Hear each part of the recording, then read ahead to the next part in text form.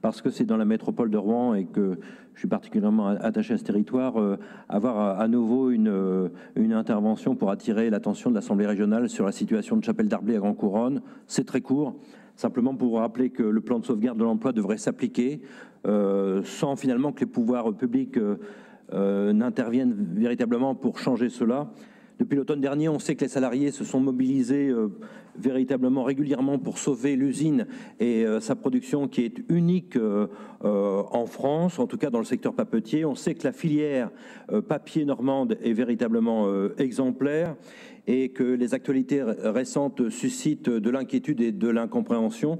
D'abord, il y a eu la mise en liquidation judiciaire du journal Paris-Normandie, produit avec du papier recyclé normand, issu de Chapelle Darblay Grand-Couronne, mise en liquidation notamment par Jean-Louis Louvel, un candidat à la mairie de Rouen que vous avez soutenu, Monsieur le Président, et qui a laissé plusieurs millions d'euros de dettes fournisseurs qui ne seront jamais remboursés.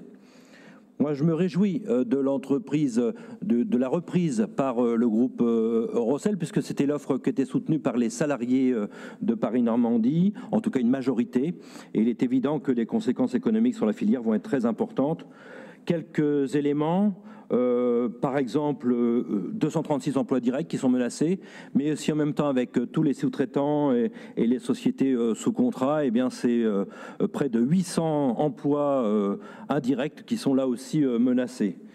Donc on aurait un impact direct sur la filière du papier en Normandie, mais aussi en France, puisque c'est une perte de 25% sur les débouchés qui serait réalisé en France. Et puis on a un impact encore direct sur le traitement des déchets sur Rouen, puisque le centre du tri du SMEDAR, qui est le syndicat qui s'occupe du traitement des déchets, eh bien, de longue date avait construit un partenariat avec Chapelle Darblay Grand-Couronne, et que là, il est en train de rechercher un repreneur. Il a trouvé, mais ça sera à 500 km dans les Vosges. Imaginez un peu l'empreinte carbone que ça laisserait par rapport à cela. Quelques chiffres, 400 000 tonnes de papier recyclé, aussi un raccordement unique par rapport aux fleuves, par rapport aux routes, par rapport aux voies ferrées, une usine moderne et bien équipée avec notamment une chaudière à bois en cogénération, et donc une production qui est véritablement écologique sur le point de vue énergétique. Bref, un outil industriel en phase avec véritablement des enjeux de notre temps, des enjeux de développement durable. C'est l'une des expériences françaises aussi les plus abouties en matière d'économie circulaire, et je sais, Monsieur le Président, que vous êtes particulièrement sensible à cette question de l'économie circulaire. Monsieur le Président, les régions sont des institutions majeures de l'action économique des territoires.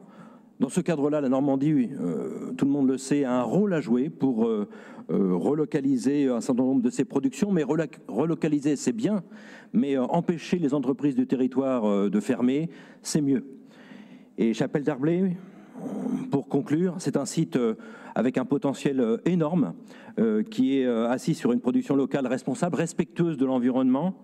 Et en dehors de tout contexte de crise, cela justifie déjà pleinement que les pouvoirs publics, quels qu'ils soient, État, région, métropole, soutiennent ce site-là. Mais lorsqu'on est en plus dans le contexte que l'on connaît au niveau sanitaire, avec toutes les conséquences économiques et sociales que l'on risque de vivre, dans ce cas-là, il faut un engagement exceptionnel pour sauver un tel fleuron à la fois historique et à la fois inscrit complètement dans la modernité.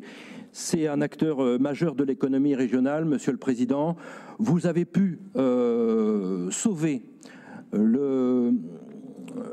l'entreprise de menuiserie d'art à Cibois, près de Caen. En d'autres temps aussi, des collègues, le président du département de l'Eure a pu sauver la papeterie d'Alizé, Emréal. Vous pouvez aussi sauver, avec d'autres, notamment l'État, eh bien, ce joyau de la papeterie situé à Grand-Couronne.